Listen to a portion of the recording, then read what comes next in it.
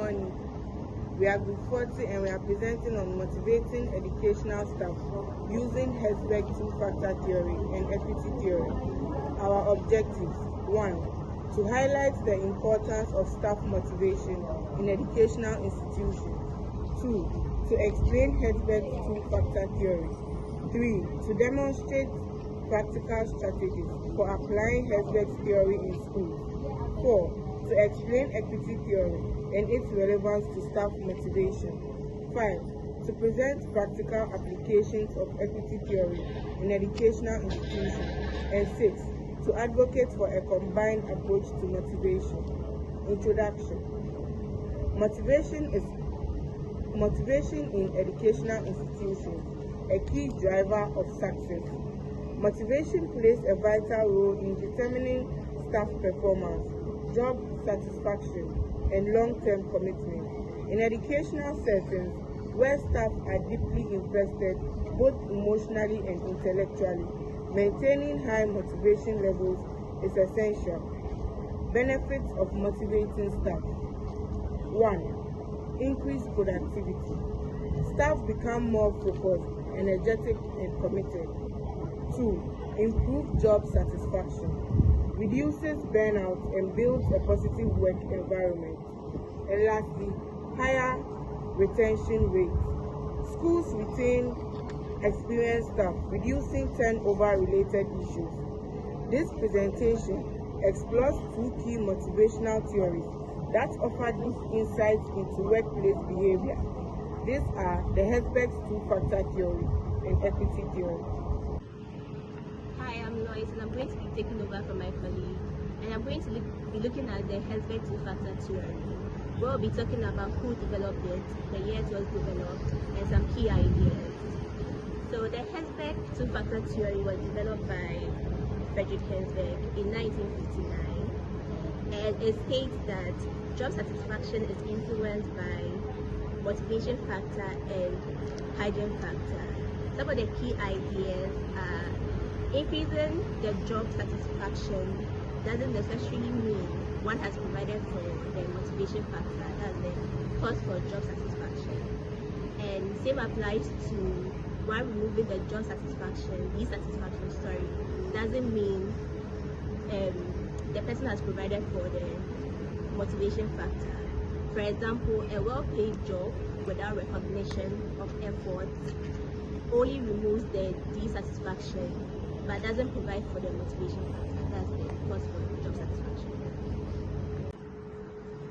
I'm from Homa Elizabeth, and we are moving on to the motivation factors, which is intrinsic, or causes of job satisfaction. These are factors related to the content of the job itself. They fulfill employees' psychological needs for growth, achievement, and recognition. When these are present, employees feel satisfied and motivated.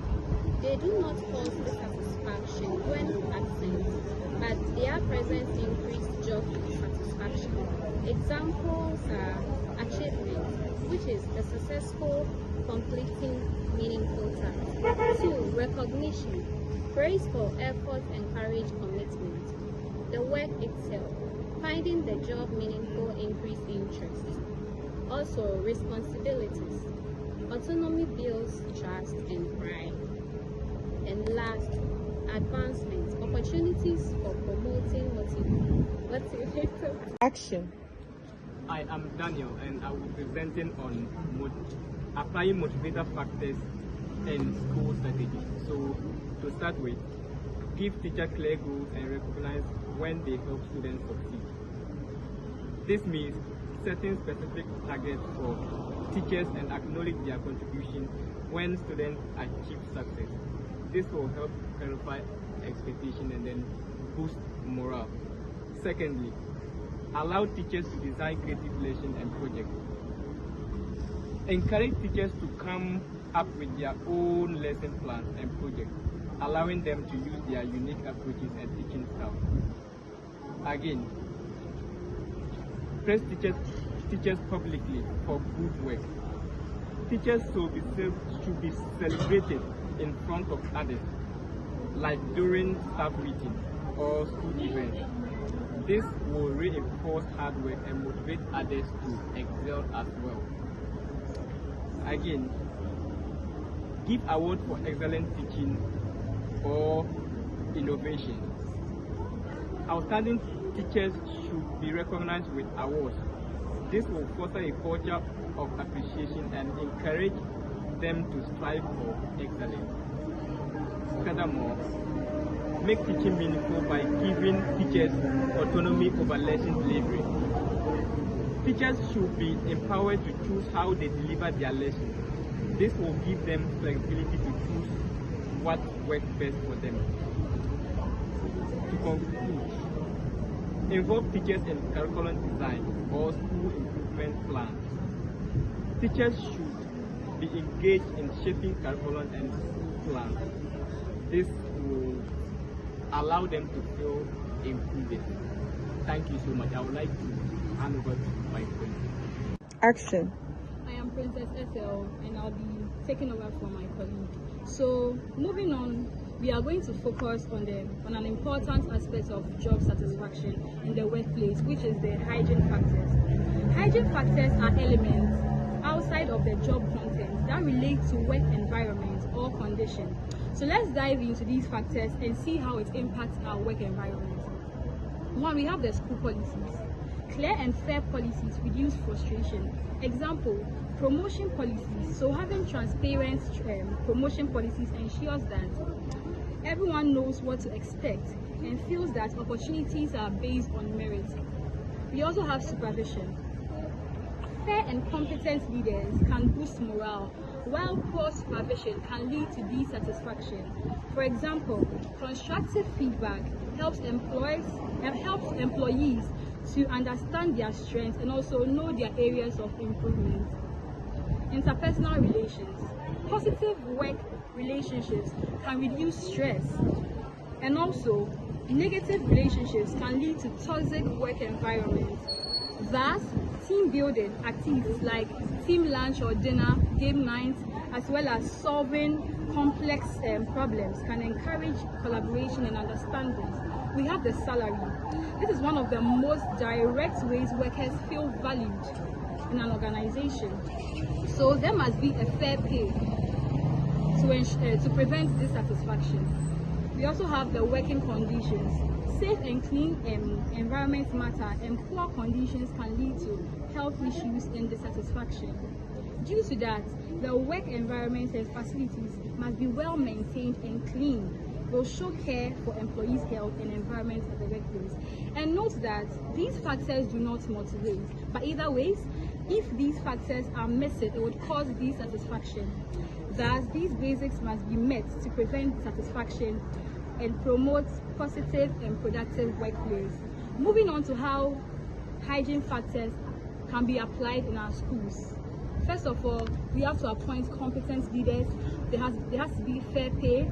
We have to ensure that our classroom environments are clean and safe for teaching. We also have to resolve conflicts if there's a need, and also encourage open communication between teachers and management. Thank you. Hello everyone, I'm Eric and I'm taking the overview of equity theory. So equity theory is a concept in psychology and workplace behavior developed by J. Stacey Adams in the 1960s.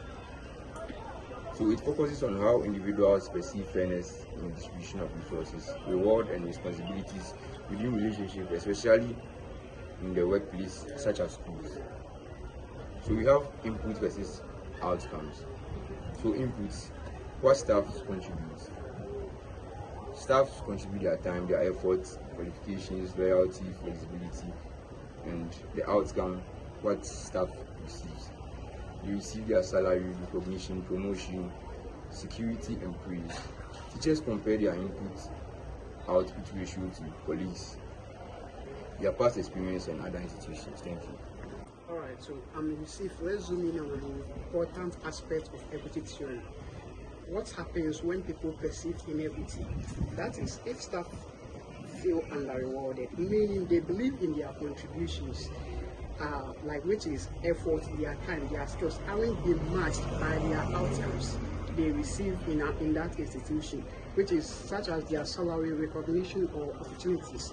Or if they see others putting in less but getting more, this can lead to some significant negative reactions, which is one, they might reduce their efforts. Why work harder if it's not being recognized or fairly compensated? Two, they might start to complain or disengage, which is their moral drops and they become less invested in their roles. In more severe cases, they might seek transfers to other departments or schools, or even resign altogether. This is a direct consequence of feeling undervalued or unfairly treated. Also, if staff feel fairly treated, they believe their inputs are appropriately marked by their outcome and that this balance is comparable to their peers. Then they tend to remain committed and productive. Fairness fosters, which means fairness fosters trust, and trust builds a stable, motivated workforce. Thank you. I'll be presenting on the application of equity theory in schools. Equity theory can be practically applied in schools to help school leaders, administrators, and teachers understand what drives staff motivation and satisfaction. In the school environment, fairness in how work, rewards, and responsibilities are distributed is essential for maintaining staff morale and productivity. So we have some points stated here, which are we have to ensure that there's equal pay for equal responsibilities. Also, there must be transparency in the rewards and promotions. Recognize staff contributions fairly, and also address grievances and complaints promptly. So in conclusion, effective motivation in educational settings requires a nuanced understanding of what drives people. HERZBERG'S two-factor theory reveals that internal growth and recognition are crucial for satisfaction, while equity theory reminds us that perceived fairness in treatment is essential for trust and engagement. When school leaders apply both theories in tandem, they create an environment that nurtures both the hearts and minds of educators. This dual strategy not only enhances performances, but also builds a culture of loyalty, innovation, and excellence, one where teachers are empowered to give their best every day. And on that, we conclude our presentation. Thank you.